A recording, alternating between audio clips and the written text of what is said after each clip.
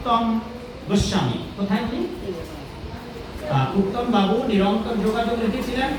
তাকে যেদিন আমি তারিখটা ফাইনালি দিয়ে দেই, তারপরের দিন থেকে উনি জেনে সবসময় যোগাযোগ রেখেছেন, যদিও পূর্বে আমার সঙ্গে দেখা হয়নি।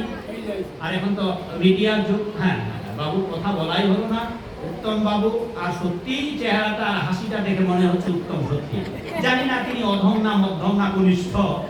নামটা উত্তম, কিন্তু ওনার সঙ্গে কথা বলে আর যখন তিনি রিসিভ করতে গিয়েছেন, আর এই যে এখন আসার সময় যে হাসিটা দিল, তাতে মনে হচ্ছে এটা কপট হাসি না, এটা সত্যি মন খোলা হাসি। তো সবাই আপনারা এখানে সহযোগিতা করবেন, কারণ এটাই অন্তিম ঠিকানা। ঠিক আছে বাবু, আপনারা আসবেন। কোন সাপ্তাহিক অনুষ্ঠান হয় না বাকি? প্রতি শুক্রবার অনুষ্ঠান হয় ওখানে। এখানে কোন অনুষ্ঠান হয়? এখানে সোমবারে এখানে আসবেন। সোমবারে জীবিত অবস্থায় শ্মশানে, আর শুক্রবারে জীবিত অবস্থায় মন্দিরে। ঠিক আছে? মন্দিরে চিরকাল জীবদ্দশায় যাবেন, মরণের পর এখানে আসবেন। আর যাতে করে মরণের পর এখানে এসে আর এই পৃথিবীতে কোনোদিন আসতে না হয়, তার জন্য যেন আমরা সবাই বৈকুণ্ঠে যেতে পারি। আজ আপনাদের কাছে বৈকুণ্ঠে যাওয়ার টিকিট দিয়ে দেব। যদি আপনাদের যোগ্যতা থাকে তবে আপনি ওই টিকিট নিয়ে বৈকুণ্ঠে যাবেন। আর নয়তো যদি ভাবেন না বাবা, আমাদের এই বালিয়াডাঙ্গি ঠিক বলেছি, বালিয়াকান্দি, আমরা বালিয়াকান্দিতে বারবার আসবো। বালিয়াকান্দিতে এসে বারবার জনম ধরে এখানেই কান্দাকাটি করবো। কান্দি মানে কান্নাকাটি করি বালিয়াকান্দি। কেউ যদি চান যে এখানেই আসবেন, এখানেই থাকবেন, হ্যাঁ বাবা, জনম ধরে আবার যদি পাঠাও তুমি, তবে আমাকে এই বালিয়াকান্দিতেই পাঠাই। হ্যাঁ, তাহলে সমস্যা নেই, সেই উপায়টা বলে দেবো। প্রয়োজনে আপনি আবার বালিয়াকান্দিতেই আসতে পারেন, একেবারে অতি সহজ। এই যে ভাগবত আছে সামনে, এই ভাগবতেও আছে, বাড়িতে ঘরে ঘরে যে গীতা আছে সেই গীতাতেও আছে। খালি মৃত্যুর সময় যখন মরে যাবেন, ভাবছেন এই সময় আপনি খালি চিন্তা করবেন আমি যেন আবার বালিয়াকান্দিতে আসি। তবে এবার বালিয়াকান্দিতে আসবেন মাগো বাবা, তবে এবার আর মানুষ হয়ে আসতে পারবেন না।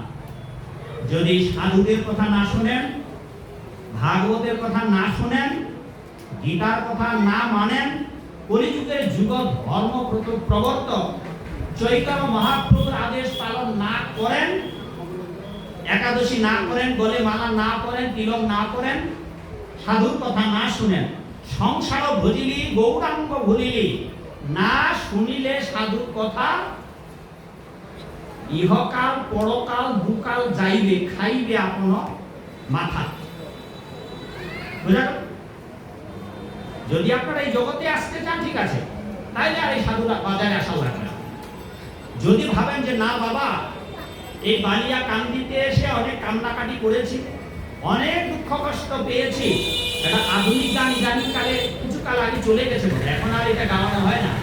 জীবন মানেই তো যন্ত্রণা, পরের লাইনটা কেউ জানি বাবা, শুনেছেন?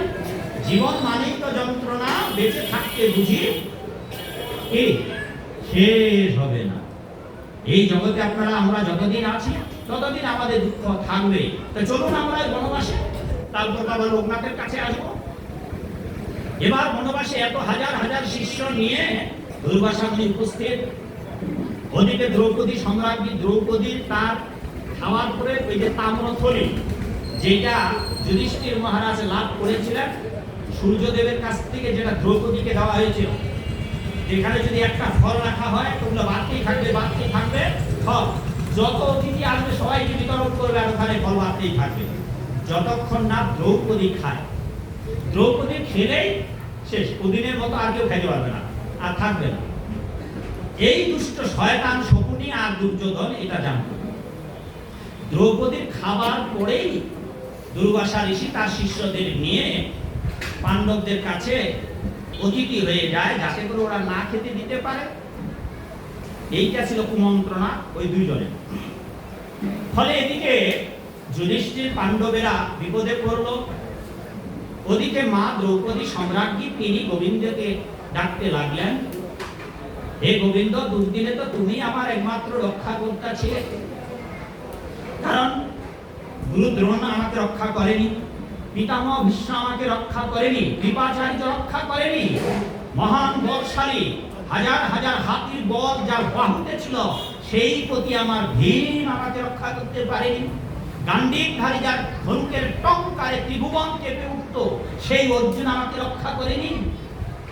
আজও একমাত্র সেই নৈকট্যবান মধুসূদন বনবাসকালে তিনি তাকে কেঁদে কেঁদে জানিয়েছিলেন, হে গোবিন্দ, আমার পিতা নেই, মাতা নেই, তারা থেকেও নেই, আমি আর বনবাসী।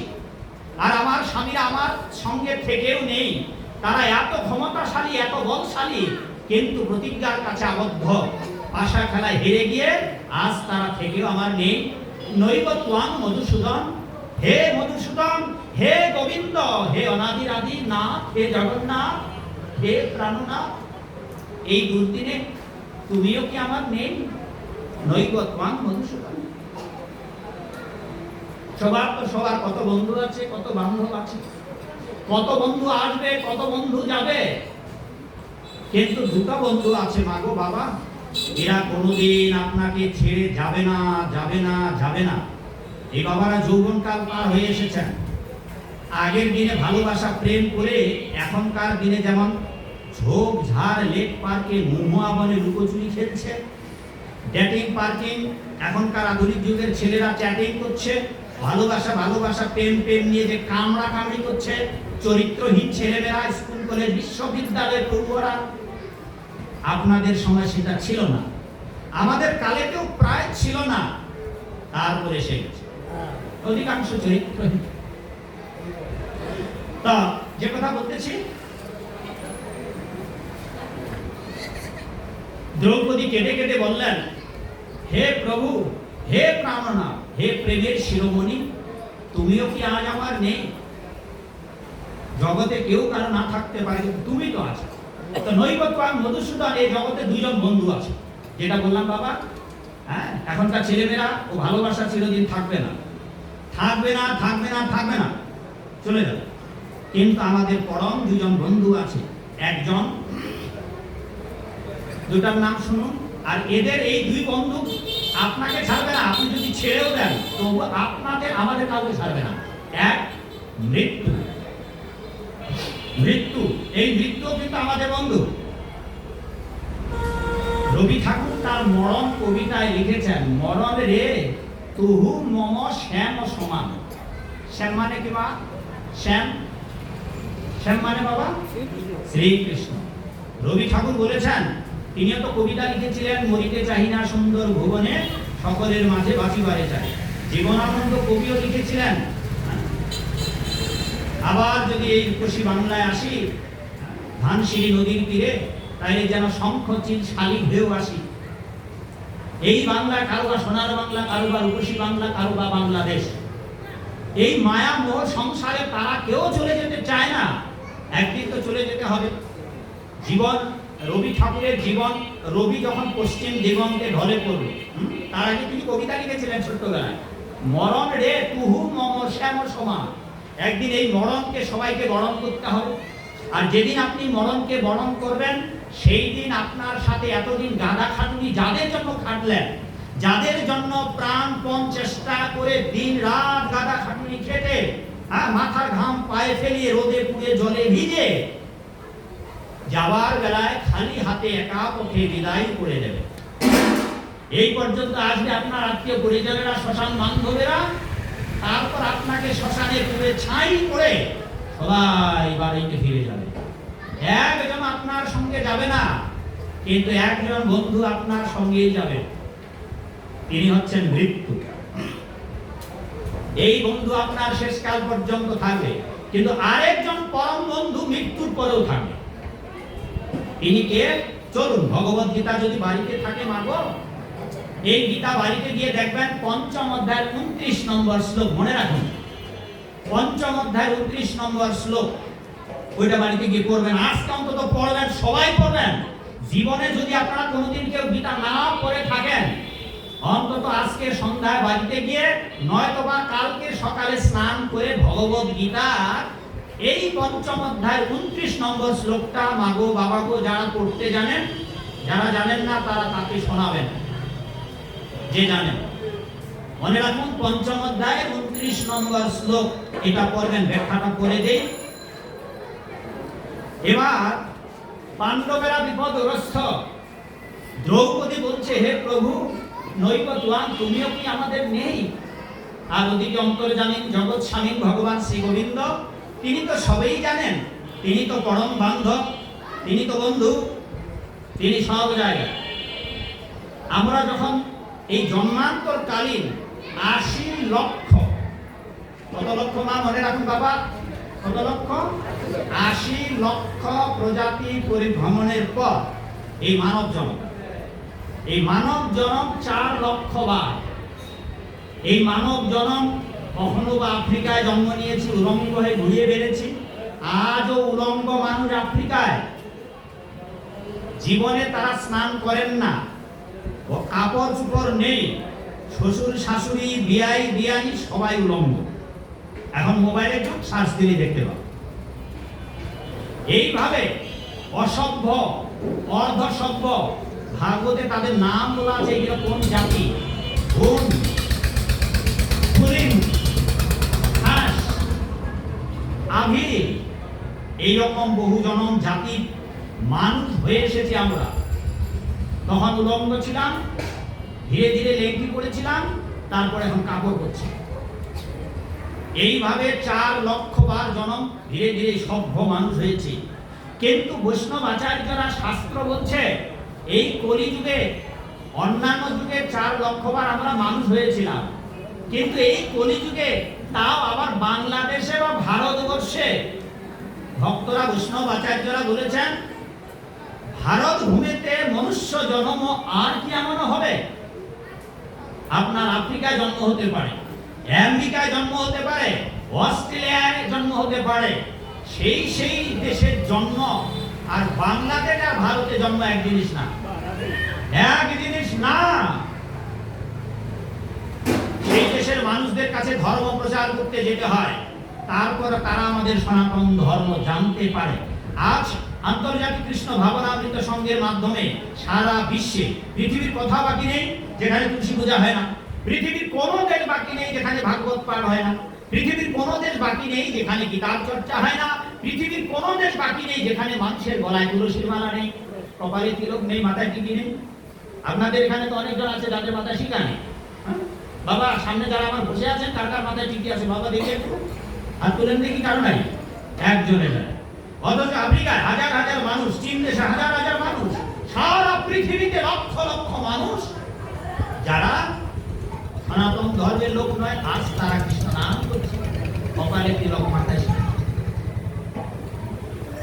সেই জন্য আমরা বঙ্গ ভারতের দেশের মানুষেরাই, বাংলাদেশ এবং ভারতের মানুষেরা সারা পৃথিবীর থেকে ভাগ্যবান। কেন? এই জন্যে যে তুলসী পূজার জন্য আমাদের ট্রেনিং দিতে হয় না, মায়েরা ছোটবেলা থেকে বাবারা বলে দিয়ে দেয় তুলসীর মালা করতে হবে, এখনকার ছেলে মেয়েরাও জানে, কপালে একটু ফোঁটা টোটা দিতে হবে, তিলক তিলক করতে হবে, সবাই জানে, বিদেশে এইগুলা জানে। সেই জন্য এই দেশে যারা জন্মগ্রহণ করেছেন বৈষ্ণব আচার্যরা, মাগো খান না বসে, সেই জন্য আমরা সবচেয়ে ভাগ্যবান, সারা পৃথিবীর সবচেয়ে ভাগ্যবান মানুষ আমরা। যারা বৃন্দাবনে গয়াকাশীতে বসে আছেন তাদের থেকেও ভাগ্যবান আপনি ঘরে বসে হতে পারবেন, যদি চৈতন্য চরণে আশ্রয় নিয়ে গোবিন্দের ভজনা করতে পারেন। তাই আপনাকে আর বৃন্দাবনে যেতে হবে না। ঠিক আছে, এবার বিপদগ্রস্ত দ্রৌপদী, তিনি আমাদের পরম বান্ধব, দুঃখে সুখে। যদি আমরা আফ্রিকাতেও জন্মাই তবু আমাদের গোবিন্দ হৃদয়ে থাকবে। আমরা যখন হাতি হয়ে জন্মিয়েছিলাম তখনও গোবিন্দ ছিল, আমরা যখন বাঘ হয়ে জন্মিয়েছিলাম তখনও পরমাত্মা রূপে গোবিন্দ ছিল, পিঁপড়া হয়েছিলাম তখনও ছিল। তিনি হচ্ছেন পরম বান্ধব, পরম বন্ধু। এইবার এই দুর্দিনে যুধিষ্ঠির মহারাজ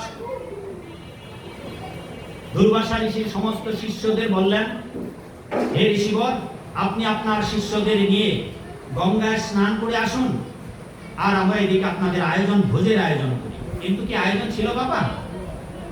মাগো, আপনারা জানেন কোন আয়োজনের ব্যবস্থা ছিল? ছিল না, আয়োজন ছিল না, কিছুই তো নেই। আর এত হাজার হাজার, কত হাজার প্রভু দুর্বাসা ঋষি শিষ্য কতগুলা নিয়ে আসছিলেন? 60,000। কতগুলা খাবার লাগবে বাবা ভোজন? ঘরে কিছু ছিল না। আর এদিকে ভগবান শ্রীকৃষ্ণ এই বিপদে চলে এলেন কুটিরে। আর ভগবান কৃষ্ণ এসে কি করলেন, ওই দ্রৌপদীর যে থালিটা ছিল বা হাড়ি রান্না করা ছিল, ওখান থেকে একটি শুধু অন্ন মুখে দিলেন। আর আমাদের শাস্ত্রে, বৈদিক শাস্ত্রে আছে তস্মিন তুষ্টে জগৎ তুষ্ট। ভগবান শ্রী গোবিন্দ যদি তুষ্ট থাকে, জগৎ সবাই শান্তি লাভ করবে। ওই একটা দানা অন্ন ভোজন করে দ্রৌপদী, আর ওদিকে 60,000 ভক্ত, 60,000 ওরা যে জলে ডুবেছিল স্নান করার জন্য, সবাই উঠতে সবার হে বাবা বলো না এটা কি, দেখাও তো একটু, দেখাও পরে দেখাও। সবাই ভাবছে ওরে বাবা পেট ভরে গেল। আচ্ছা, সবার যদি এরকম এই পর্যন্ত আকন্ত ভরে যদি পেট ভরা থাকে, আর খেতে ইচ্ছা হবে বাবা, খেতে ইচ্ছা হবে। বাবা লোকনাথ তিনি বায়ু ভক্ষণ করতেন। হ্যাঁ, রেচক কুম্ভক প্রাণায়ামের মাধ্যমে ইরা, পিঙ্গলা, সুষমা, আমাদের এইসব নারী যারা যোগ সাধনা করেন তারা এগুলো ভালো জানেন। তো এইভাবে বাবা লোকনাথ কোনোদিন রক্ত ভোজন করতেন, কোনোদিন বা বায়ু ভক্ষণ করতেন। বায়ু ভক্ষণ করে আমাদের পাকস্থলী, মানে পেটটা যেমন আমাদের পেট ভরে গেলে ফুলে থাকে, ফুলে থাকে। তার আছে পেট যদি ফুলে থাকে বাবা, যদি পেটে গোলমাল না করে, কোনো ব্যথা ট্যাথা না হয়, হ্যাঁ, পেটে যদি শব্দ না হয়, বমের মতো ফুটাফুটি না করে, তাহলে কোনো সমস্যা আছে? কোনো সমস্যা। এইভাবে বাবা লোকনাথ প্রায় 100 বছর, শত বছর, 160 বছর বোধহয় বেঁচেছিলেন। আপনারা কেউ জানেন কত বছর বেঁচেছিলেন? 160 বছর। তবে 100 বছর তিনি বনে বনে উপবনে ঘুরিয়ে বেরিয়েছেন। আর ওই নক্ত ভোজন, একেবারে অনাহার, একবার আহার, আর সম্পূর্ণ পরিশুদ্ধ বিশুদ্ধ খাবার গ্রহণ করেছেন। আর সেই তুলনায় বাবা নিজেরা বিচার করুন, যারা আপনারা এখানে আয়োজন করেছেন, যদি বাবার কৃপা পেতে হয় তাহলে বাবার বাধ্যগত থাকতে হবে নাকি বাবার অবাধ্য থাকলে হবে? আগের দিনে বাবার অবাধ্য সন্তানকে বাবা কি করতো? সম্পত্তি থেকে কি যেন বাবা ত্যায্য করতো। আজকে সেই বিধি নাই, বিধান নাই, দেশে আইন নাই। আপনি আর ছেলেকে ত্যায্য করতে পারবেন না। দরকারে ত্যায্য যদি করেন, আজকে কুলাঙ্গার সন্তান আপনার বুকে বসে আপনার গলা চিপে আপনাকে হত্যা করবে। আর এরকম দিন আসবে। সেই জন্য এখনো যারা বিয়ে করেন নাই তারা বিয়ে করবেন না।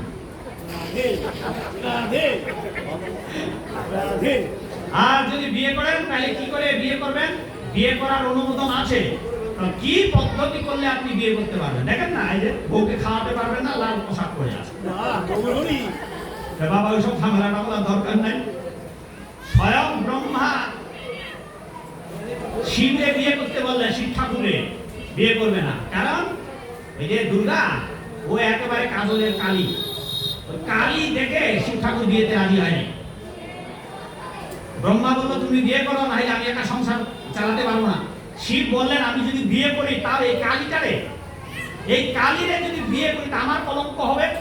আর এই কালী তো মায়া, এ আমাকে এমন ভাবে ডমরুতে রশি, মায়া রশি লাগিয়ে আমাকে ঘুরাবে যে আমি অনন্তকালের পরম বান্ধব শ্রী গোবিন্দের গুণকীর্তন করতেই ভুলে যাব। সুতরাং আমি একে বিয়ে করবো না। ফলে ভগবান শ্রী গোবিন্দ মা দুর্গাকে, কালীকে বুদ্ধি দিল যে তুমি তপস্যা করো, আর তপস্যা করতে করতে এই কালো বরং ধবল করে গৌরাঙ্গী হয়ে যাও, হ্যাঁ, গৌরী হয়ে যাও, তখন ভোলানাথ এমনিতেই তোমাকে বিয়ে করবে। প্রভু নারায়ণের বুদ্ধিতে মা দুর্গা তপস্যায় বসলেন, আর এই কালো বরং ধবল করে গৌরাঙ্গী হয়ে গেলেন, পার্বতী হয়ে গেলেন। ভোলানাথ তখন রূপে মোহিত হয়ে বিয়ে করেন। বাবা ব্রহ্মাজি বিয়ে করতে বলেন দেবর্ষি নারদকে, তিনি বিয়ে করলেন যে না আমি বিয়ে করবো না, যদি বিয়ে করি তা তো গোবিন্দকে ভুলে যাব। 4 মানস পুত্র সনক, সনকানন্দ, সনাতন, সনত কুমার, এরাও বিয়ে করলো না। কারণ বিয়ে করলে মায়ার সংসারে বদ্ধ হবে। একজন অবিবাহিত যুবক বিয়ে করার জন্য গৌর কিশোর দাস বাবাজি মহারাজের কাছে গিয়েছেন। বলছেন যে বাবা আমি বিয়ে করতে চাই, দয়া করে আপনি আমাকে আশীর্বাদ দেন। এইবার তাকে বিয়ে করবে কি শর্তে সেটা বলে দেন, যে তুমি এইভাবে করে বিয়ে করতে পারবে, নচেত বিয়ে করো না, নচেত বিয়ে করো না। কি বললেন? যে তুমি বিয়ে করবে, ভক্তি জীবন যাপন করো, ভগবানকে ডাকো, ভগবানের ভক্ত হও, আর তুমি যাকে বিয়ে করবে সেও যেন গোবিন্দের ভক্ত হয়। এবার বিয়ে করে এনে কি করবে দেখো, তুমি রান্না করবে, তুমি রান্না করবে, রান্না করে গোবিন্দকে ভোগ লাগাবে, গোবিন্দকে ভোগ লাগিয়ে তুমি তোমার স্ত্রীকে পরমা বৈষ্ণবী ভেবে তাকে ভোজন দান করবে। এরপর তোমার স্ত্রী খেয়ে উঠবে যখন, তারপর তোমার স্ত্রীর উচ্ছিষ্ট পাত্রে তুমি ভোজন করবে। আর আমরা কি জানি বাবা, বউয়ের একটু খাওয়া কি, বউয়ের একটু খাওয়া যায় কি বাবা? ওই মা, বাপ খাইছে নাকি আপনার একটু? খায়? খায় না। অথচ সাধুদের কি পরামর্শ দেবে, যদি এইভাবে তুমি পারো তবেই বিয়ে করবে, নাইলে ওই মায়া দেবী কারাগারে নাকে দড়ি লাগাইয়া তোমার সংসারে অশান্তি করবে। আর শুধু তাই না, এ তো গেল এগুলো বাহিরের। লোকনাথ ব্রহ্মচারী মহাশয় আরো বলেছেন, তোরা আমার চরণ ধরিস না। পরের লাইনটা কেউ জানেন? বাবা লোকনাথের যারা এখানে আছেন, বাবা লোকনাথ বলেছেন যে তোমরা আমার চরণ না, আমার চরণ ধরিস না। লোকনাথের বাবার জীবনী পড়বেন, সেখানে লেখা আছে তার অনেক উপদেশ আছে। ওই অনেক উপদেশের মধ্যে একটা উপদেশ, তোমরা আমার চরণ ধরিস না, তোরা আমার চরণ ধরিস না, আমার আচরণ ধর। এই পাদুকা উৎসবে এই আলোচনাগুলো করতাম আমি। এই লোকনাথ বাবার যখন পাদুকা উৎসব হতো, তখন আমি গিয়ে বলতাম যে বাবা আপনারা বাবার ভক্ত, আপনাদের তো বাবা বলেছেন তোরা আমার চরণ ধরিস না, আমার আচরণ ধর। আচরণ কি? যে সাত্বিক ভোজনের চেষ্টা করতে হবে। বাবা তো কোনোদিন কোনো প্রকার মাছ, মাংস, রসুন, পেঁয়াজ খাননি, আর আপনারা সব খাচ্ছেন। তা বাবা বললেন আমার চরণ ধরিস, আচরণ ধর, আপনারা আচরণ করার চেষ্টা করুন। বাবা একাদশী করতেন, আর এখানে অনেক বাবা মা পাওয়া যাবে যারা আজও একাদশী করছেন না। আছে তো নাকি রে মা? একাদশী করেন না এমন কোন মা আছেন? একটা মা হাত তুলতে পারবেন যেই মাটা আজকে একাদশী নেই মাগো? জোরাত করে বলছি মাগো, একজন যিনি আজকে একাদশী তো সবাই জানেন নাকি? বাবা একাদশী কি রে মা, জানেন না? আচ্ছা এমন কোন মা আছেন? একজন হাত তুলুন তো মা যে একাদশী নেই। হাত তুলুন মা, মিনতি করছি, একটা মা সাহস করে হাত তুলুন। মা নেই, আপনি একাদশী নেই? মাটা নেই? জিজ্ঞেস করেন তো, অনেক সময় অনেকে ভুল শুনে। একাদশী নেই মাগো? মনে রাখবেন একটা কথা বলি, জগতের সকল মায়েদের, বাবাদের যাদের বয়স 8 বছর হয়েছে, তাদের থেকে ওই বয়স থেকে একাদশী করতে হবে, করতে হবে হবে।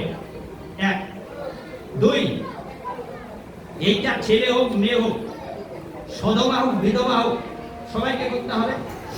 3 যারা বিধবা হয়েছেন, বাবার স্বামী যাদের নেই, তারা কখনোই একাদশী কখনোই কখনোই কখনোই একাদশী ব্রত বাদ দিতে পারবেন না। সুতরাং মা, যেই মায়েদের স্বামী নেই তারা অবশ্যই একাদশী করবেন। যাদের স্বামী আছে তারা তো করবেনই, কোনোভাবেই বাদ দেবেন না বিধবা মায়েরা। মনে রাখবেন, কোন প্রকার অন্য কোন রঙ্গিলা শাড়ি পরতে পারবেন না বিধবা মায়েরা। অভয় অথবা সাদা শাড়ি পরবেন, কোন প্রকার রঙিন কাপড় ব্যবহার করতে পারবেন না। তাই আপনার এই কাপড়ের জন্য আপনার ওই পারে যাওয়া স্বামীকে নরকে যেতে হবে, মৃত্যুর পর আপনিও নরকে যাবেন। সে খুব জটিল কথা, বড় বিপজ্জনক কথা মাগো, এত ভয় লাগানোর কথা আর বলবো না। চলুন আমরা সেই জন্য আপনাদের আচরণ করা উচিত। যদি আমরা এই মানব জীবনকে সার্থক করতে চাই, তাহলে বাবা লোকনাথের যারা অনুগামী তারা তো লোকনাথের পূজা অর্চনা করবেন, কিন্তু গোবিন্দ পূজা বাদ দিয়ে নয়, অবশ্যই গোবিন্দ পূজা করবেন, লোকনাথ বাবার অবশ্যই পূজা করবেন, আর লোকনাথ বাবা যা বলেছেন তা করার চেষ্টা করবেন। তাহলে 1 নম্বর, লোকনাথ বাবা নিরামিষ খেয়েছে বা সাত্বিক আহার খেয়েছে, সেটার জন্য আপনাদের চেষ্টা করতে হবে। 2 নম্বর, বাবা লোকনাথ একাদশী ব্রত করতেন, আপনাদের উপবাসগুলো করতে হবে। 3 নম্বর, বাবা নিরন্তর কেবল প্রভুর ধ্যানে, তিনি তো যোগী ছিলেন, পরম ব্রহ্ম নিরাকার ব্রহ্মের তিনি ধ্যান করতেন। ওম ব্রহ্মণে নমঃ, ওম ব্রহ্মণে নমঃ। কে আবার বাবা ভোলানাথের ভক্ত আছে? ওম নমঃ শিবায়, ওম নমঃ শিবায়, ওম নমঃ শিবায়। আর যারা মায়ের ভক্ত আছেন, সর্বমঙ্গল মঙ্গলে শিবে সর্বার্থ সাধিকে শরণ্যে ত্রম্বকে গৌরী নারায়ণী নমস্তে। ইয়া দেবী সর্বভূতেষু মাতৃরূপেণ সংস্থিতা নমস্তস্যৈ নমস্তস্যৈ নমস্তস্যৈ। জয় মা কালী কি।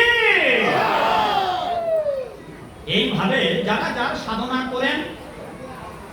করবেন, আমাদের কাছ থেকে যেই কথাটি তা হচ্ছে একটা যায়, সেটি হচ্ছে যদি এই বেদনা জগতে আসতে না চান, তবে অবশ্যই অবশ্যই এর মধ্যে আপনাকে গোবিন্দ ভাবনায় ভাবিত হতে হবে।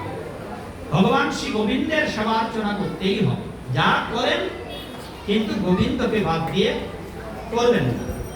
তো যে কথা প্রথমে শুরুতেই বলেছিলাম, মাগো আমরা সবাই জানি আমরা চলে যাব, কেউ রবে না চিরদিন, সবার যেতে হবে, সবাই একদিন যাবে।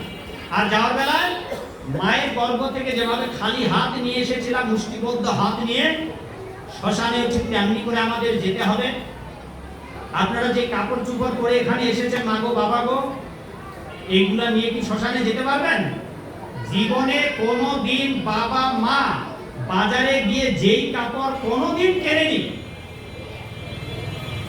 চিরবিদায়ের কাপড় সেই দিন পরে যেতে হবে। কি বাবা এই ধুতি পরাবে আমাকে, সেই দিন বাজারে গিয়ে পরে কাপড় নিয়ে আসবে। যেই কাপড় জীবদ্দশায় কোনো বাপ কেনে, মরা মানুষের কাপড় শ্মশানে নিয়ে যাওয়ার কাপড় কেনে, একেবারে কম দামে সব। এতদিনের দম্ভ অহংকার, এতদিনের সাজানো সংসার, অত বিল্ডিং এর উপর বিল্ডিং, তালার উপর তালা, উড়ে ঘর উড়ে গিয়ে বিল্ডিং হয়ে যা। এই জগতের অধিকাংশ মানুষ শুধু কি করে আরো রোজগার করব, কি করে জীবনটাকে ভোগ করব, কি করে সুখে শান্তিতে বসবাস করব, কিন্তু ওপারে গেলে আর যে কোনোদিন এই জগতে আসবো না মাগো, এই জগতে বদ্ধজোর 80 বছর 100 বছর বাঁচবো। ওই তো যে বাবার ঘরে এসে ঢুকেছি, ওই বাবাকে জিজ্ঞাসা করলাম, বাবা বয়স কত এখন? বললেন যে 80 বছর। মানে বাপ বেটা যা কাছাকাছি দাঁড়ালে মনে হচ্ছে ভাই, বাপ বেটায় ভাই এখনো তরতাজা বাপ, 80 বছর বয়স।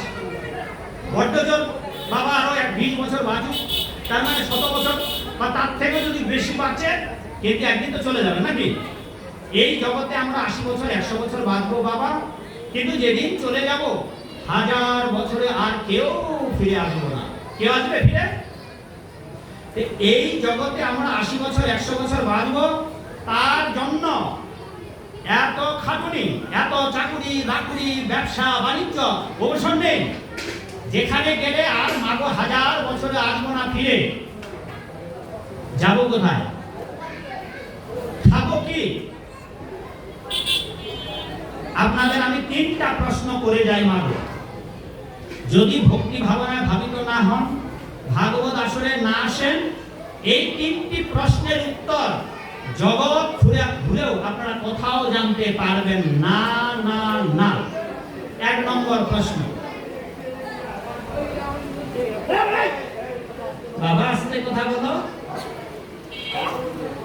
1 নম্বর প্রশ্ন, আমরা জন্মের আগে কোথায় ছিলাম? 2 নম্বর, কেন এই পৃথিবীতে এলাম? 3 নম্বর, আপনারা সবাই এই মন্দিরের দরজা দিয়ে শ্মশানে প্রবেশ করেছেন, বাবা লোকনাথের মন্দিরে, মা কালীর মন্দিরে ভাগবত আসরে ভাগবত কথা শোনার জন্য বাবা। আলোচনান্তে প্রসাদ দেওয়া হবে। বাবা প্রসাদের ব্যবস্থা আছে? জয় মহাপ্রসাদ কি হয়েছে বা পুরো দিতে হবে না? ঠিক আছে, প্রসাদ কিন্তু এখন দেওয়া হবে না, জয়ের ধ্বনিটা এখন দেওয়া হলো।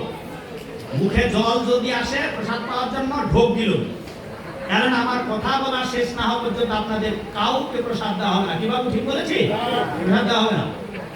হ্যাঁ, আমি যখন এসে ঢুকতেছিলাম প্রায় 12টা সোয়া 12টার দিকে, তখন আপনাদের প্রসাদ দেওয়া শেষ। শুধু প্রসাদ খাননি, যতগুলো মা বাবাকে দিতে দেখলাম সবার হাতে থালিতে পলিথিনে সবাই নিয়ে নিয়ে বাড়িতে যাচ্ছে। হয়তো থাকলে এখানে থাকলে হয়তো আরো যারা আসতো, যারা এসেছে তারা আরো খেতে পারত। আমাদের দেশে এরকম অনেক মানুষ আছে, তারা ঠিক প্রসাদের সময় অনেকে আসে, ক্ষমা করবেন, ভাগবত আসলে ভাগবত কথা শোনার জন্য আসবে না। রাত 10টা 11টায় প্রসাদ দেওয়া হবে, ওরা টাইমটা জানে। ঠিক ওই রাত 10টা 11টায় ঠিক ভাগবত পাঠে যখন কীর্তন হবে শেষে, ওই সময় সবাই আসবে। তার মানে তাদের জীবনের উদ্দেশ্যটা হচ্ছে ভাগবত পাঠ শোনা নয়, তারা জামু খামু আর আমু যায়া খাও, খায়াই নিয়ে সাথে করে যাও। মানে নিজে তো খাবে খাবে, পেটেও ঢুকাবে, রাস্তাতেও ঢুকাবে।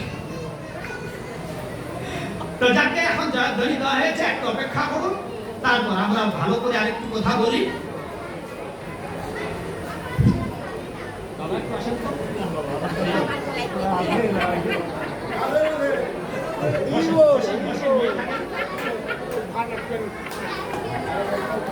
এটা আপনার স্ত্রী আছে তো?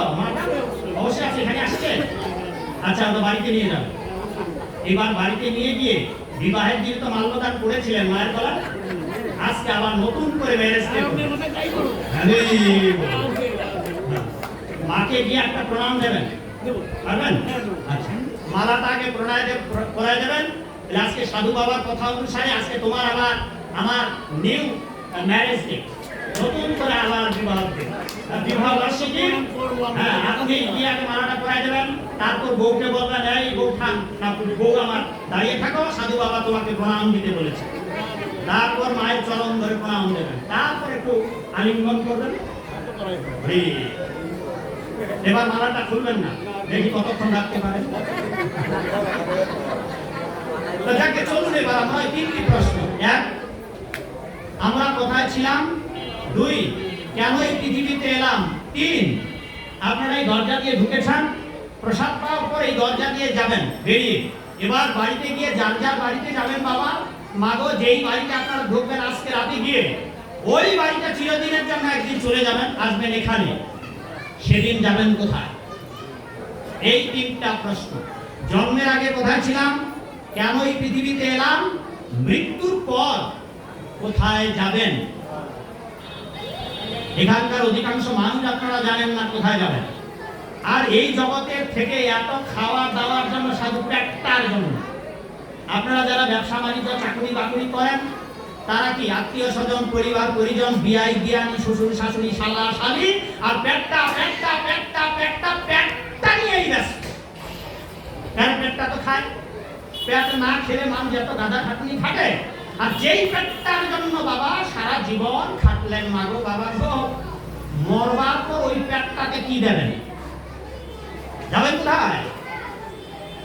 আর 1000 বছরে কেউ ফিরে আসবে না, কিচ্ছু জানেন না ধর্মের ব্যাপারে। আমাদের সনাতন ধর্মের মূল গ্রন্থ বেদ, যদি জিজ্ঞাসা করে, বাবু কি নাম আপনার? বলেন। দেবাশিস। আপনাকে যদি কেউ জিজ্ঞাসা করে আপনাদের সনাতন ধর্মের মূল গ্রন্থ কি? বেদ। এখানে যদি 100 জন ধরি, তাহলে 99 জন হয়তো বেদ দেখে নাই। আর যেই ব্যক্তি বেদ দেখেছে পড়ে নাই, আর যদি পড়েও কিচ্ছু বুঝে। তা বলুন এই জাতি কি হবে? আর আমরা সেই বেদের শিক্ষা দান করছি, সারা পৃথিবীতে সেই বেদের সম্বন্ধে বলছি। এই ঋক সাম যজু অথর্ব এবং বেদান্ত সূত্র 556টি সূত্র 556টি। এই বাংলার 2 কোটি হিন্দু যদি আমরা দাঁড় করাই, 2 কোটি হিন্দু, বাংলাদেশের 2 কোটি হিন্দুকে যদি এক জায়গায় দাঁড় করিয়ে বলা হয় বেদান্ত সূত্র, অনেকে নামও শুনে নাই, 556টা সূত্র। অঙ্কের যেমন সূত্র আছে, তেমনি আমাদের বৈদিক শাস্ত্রের সূত্র আছে। এই সূত্র হচ্ছে 556টা। এই 556টা সূত্রের 5টা সূত্র বলতে পারবে না এই বাংলার 2 কোটি হিন্দু কোন হয়তো একজন ব্যক্তি। দেখুন ভেবে এবার বেদ আমরা চোখে দেখি নাই, বেদান্ত সূত্রের নামও শুনি নাই, ভাগবত এই যে বাবা একখানা পুরানা এখানে গ্রন্থ লিখেছেন, এই ভাগবত পড়ে আপনারা বাবা ক্ষমা করবেন, কিচ্ছু জানতে পারবেন না। কারণ এটা সুবোধ মজুমদারের ভাগবত, নয়তো বা বেদি মাধব সেনের ভাগবত। এইটা পয়ার ছন্দে পাঁচালি রঙে পদ্মাকারে লেখা, এতে আপনারা ভাগবতের কিচ্ছু বুঝবেন না, তাতে আপনার লাভও হবে না। যদি ভাগবত বাংলায় পড়ে লাভ হতো, গীতা যদি বাংলায় পড়ে লাভ হতো, তা ব্যাসদেব সংস্কৃত লিখে যেতেন না।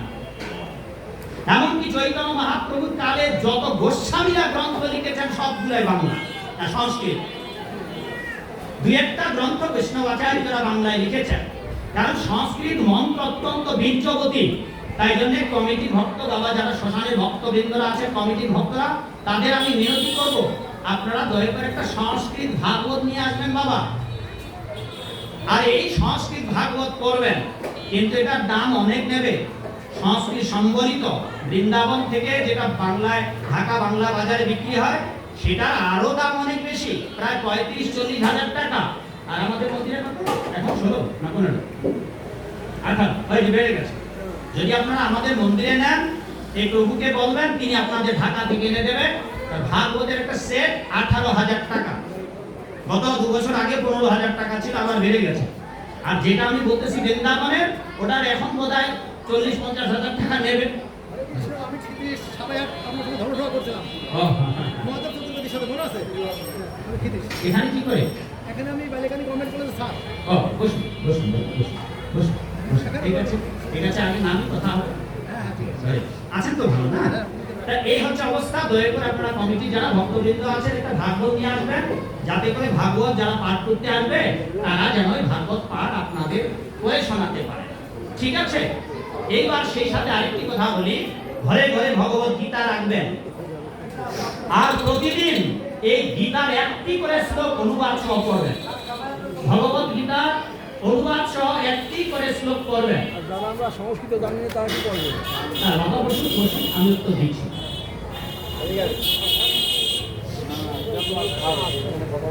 আর সাথে সাথে বাবা এখানে প্রশ্ন করেছেন দাঁড়িয়ে, যে যারা আমরা সংস্কৃত জানি না তারা আমরা কি করব? ওই সংস্কৃতের সাথে প্রাঞ্জল বাংলা ভাষায় দেওয়া আছে, আপনারা বাংলাটা করবেন। কিন্তু এই কবিতার আকারে এখন কবিতা করার মনোভাবও নাই মানুষের, ছেলেপেলেদের। আর আপনারা যারা বয়োবৃদ্ধ হয়েছেন, আপনাদের আর হবে না। 50 বছর যাদের পার হয়েছে, ভাগবতে ছিল প্রহ্লাদ মহারাজ আদেশ দিয়েছেন, যাদের 50 বছর পার হয়েছে বাবা, আপনারা জেনে নিন, খুব কঠিন। আপনারা গোবিন্দকে ভজনা করতে পারবেন, এটা আপনাদের জন্য একটা অকল্পনীয় বা স্বপ্ন। তাই 50 বছর যাদের বয়স হয় নাই, 50 বছর বয়স হওয়ার আগেই গোবিন্দকে ভজনা করার চেষ্টা করুন। কারণ 50 বছর পর আপনি সব হারিয়ে ফেলবেন। বিদ্যা বুদ্ধি হারাতে শুরু করবেন, চোখের জ্যোতি হারাতে শুরু করবেন, কানের শ্রবণেন্দ্রিয়ের ক্ষমতা হারাবেন। আর ওই যে এই বয়সে এসে বাবা যেমন বলছে, যারা আমরা সংস্কৃত জানি না, আপনি যদি ছোটবেলা থেকে করতেন, তাহলে আজ এই জায়গায় এসে আপনি বলতেন না যে বাবা আমরা যারা সংস্কৃত জানি না। ঠিক আছে, যারা সংস্কৃত জানেন না, ওখানে বাংলা আছে, কেবল যদি সংস্কৃত, তবে তো আমি আপনাদের মিটেই বলতাম না। আমি কি জানি না যে আপনারা সংস্কৃত জানেন না? আমি তো জানি। সেই জন্য আমি বলেছি আপনারা ওখানে করুন, তাতেই বুঝবেন। আর যারা বেদ বিষয় কিছুই জানেন না, তাদের জন্য আপনাদের অধম পুত্র অধম সন্তান 6খানা বই লিখেছি, তার মধ্যে এখানে 2খানা বই আছে। যারা 4খানা বেদ, যারা 556টি সূত্র, ওটার ভাষ্য করেছে গুরু গৌরাঙ্গের আশীর্বাদে। আমি নোট করে দিচ্ছি, সারা পৃথিবীর এই গ্রন্থগুলি ইংরেজিতে বেরিয়ে আসবে,